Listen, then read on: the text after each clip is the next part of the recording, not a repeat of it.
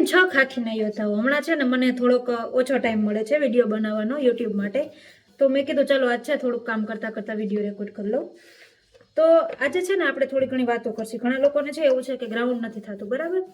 ઘણા લોકોને એવું છે કે વાંચવામાં છે સમજણ નથી પડતી કે શું વાંચવું શું નહીં. આવા પ્રશ્નો છે બધાના મનમાં ઉદ્ભવે છે અને બરાબર છે. અત્યારે તમે નવા છો તો આ ફિલ્ડમાં તો આ પ્રશ્નો આવશે જ મનમાં.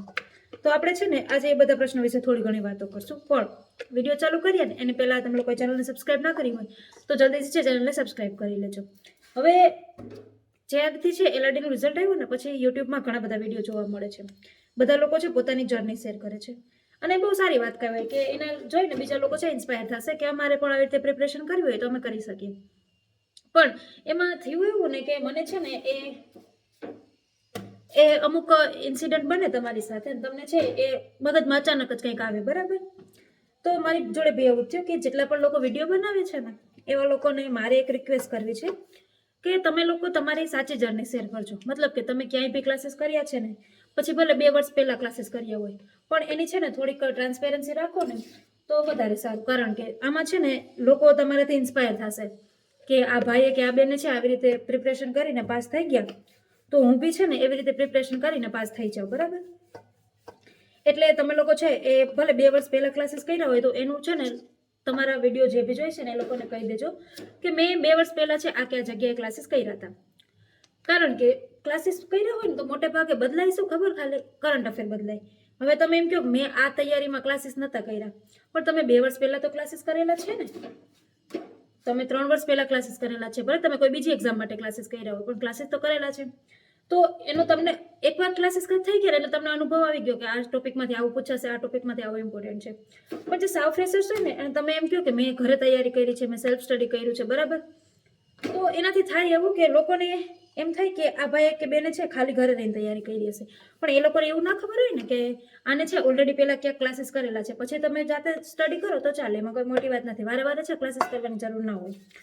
તો આ મને મગજમાં કેમ આવ્યું કે મને છે ને યુટ્યુબ પર એક બેનની કોમેન્ટ હતી કે દી કે જ્ઞાન લયવાળા છે એ કેવું ભણાવે છે. એટલે મોટે ભાગે છે મેં તો વેબ સંકુલને ફોલો કરું છું એટલે છે ને મેં એમને કીધું કે મને જ્ઞાન લાઈવનો કાંઈ અનુભવ નથી એમ. તમે છે એમના ડેમો લેક્ચર જોઈ લેજો, તમને ફાવે તો મેં કીધું તમે છે ને એના કોર્સ પરચેસ કરજો. તો મને કે ના દી કે હું એના ડેમો લેક્ચર તો જોઉં છું પણ એ કે તમે જોઈ લો ને જરીક એના ડેમો લેક્ચર.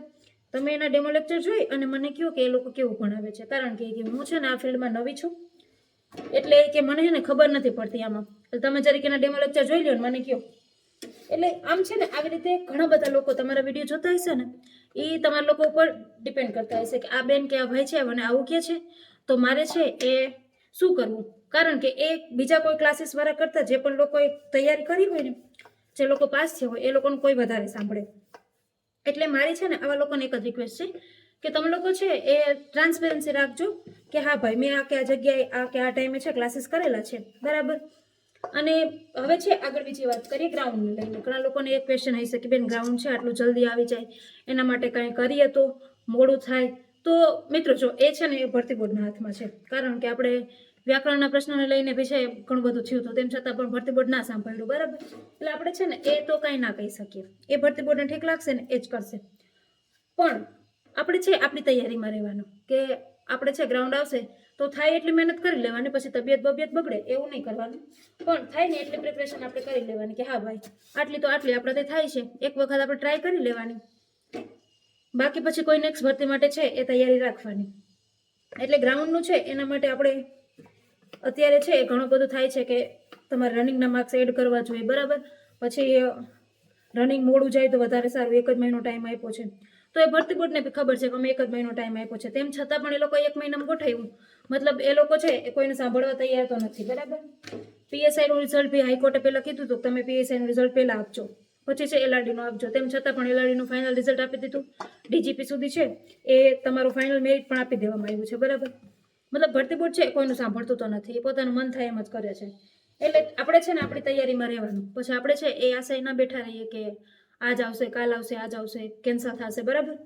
એટલે અત્યારે રનિંગની પ્રમાણે તૈયારી રાખજો. બીજું એ કે રનિંગ પૂરું થઈ જશે ને એટલે 2 કે 3 મહિનામાં ગયા વખતેની જેમ છે એ વાંચવાનું ઓલું લેખિત પેપર લેવાઈ જશે. એટલે તમે વાંચવાની બી તૈયારી રાખજો. ઘણા લોકોને એવું હોય કે વાંચવામાં તો સમય છે ને આમ થઈ જશે ને તેમ થઈ જશે. હવે તમારી પાસે છે ને ટાઈમ જ નથી, એટલે તમે છે એ બને ને એટલે તમારી રનિંગ અને રીડિંગ બંને જોડે રાખજો, બરાબર. જો રીડિંગ તમને એવું થાય કે રનિંગ પાસ થાય ને પછી રીડિંગ ચાલુ કરીએ તો એમ છે ને ભેગું નહીં થાય. એટલા માટે છે એ તમે અત્યારથી તૈયારી રાખશો ને તો જ ભેગું થશે, બાકી ભેગું નહીં થાય. એટલે એક તો તમારે છે આ તૈયારી ખાસ રાખવાની જરૂર છે. અત્યારથી છે એ મોટે ભાગે કોન્સ્ટેબલમાં જે સબ્જેક્ટ આવે છે ને એ બધાની તૈયારી છે ચાલુ કરી દેવાની. PSI વાળાએ છે એ લેખિતની પ્રિપરેશન રાખવાની કે ડિસ્ક્રિપ્ટિવ બી આવશે. એટલે તમારે છે એ કોન્સ્ટેબલ માટે ખાસ મેથ્સ રીઝનિંગ નથી આવડતું એનો કોઈ કોર્સ લઈ લ્યો, ક્યાંય કોઈ તમારા ફ્રેન્ડ છે એને આવડે છે એમની જોડે શીખી લ્યો, પણ શીખી લ્યો, સ્કીપ ના કરો એમ. એટલે મેથ્સ રીઝનિંગ કરી લ્યો, બંધારણ કરી લ્યો, ઇતિહાસ ભૂગોળ વારસો. આના માટે છે તમે ખાસ GCRT NCERT કરજો અને સાથે છે બીજું કોઈ પબ્લિકેશન બી કરજો. ખાલી GCRT NCERT ઉપર છે એ ભાર ના દેતા. એટલે તમે ઇતિહાસ ભૂગોળ ને વારસો માટે આ કરી લ્યો. પછી સાયન્સ એન્ડ ટેક છે એક સબ્જેક્ટ તમને પૂછાય છે એ કરી લ્યો. અને ગુજરાતી માટે થોડું મને એવું લાગે છે કે ગુજરાતીમાં છે એ કયો ફકરો આવે ને કાંઈ નક્કી નહીં રહે, બરાબર. એટલે ગુજરાતી પાછળ ટાઈમ ના બગાડો અને ખાલી છે બેઝિક લેવલનું વ્યાકરણ ને એવું બધું કરી લ્યો તો એનો તમને ફાયદો થશે. તો મારા મતે છે એ આજના વિડીયોમાં તમારી જોડે છે થોડી ઘણી આવી વાતો કરવી હતી.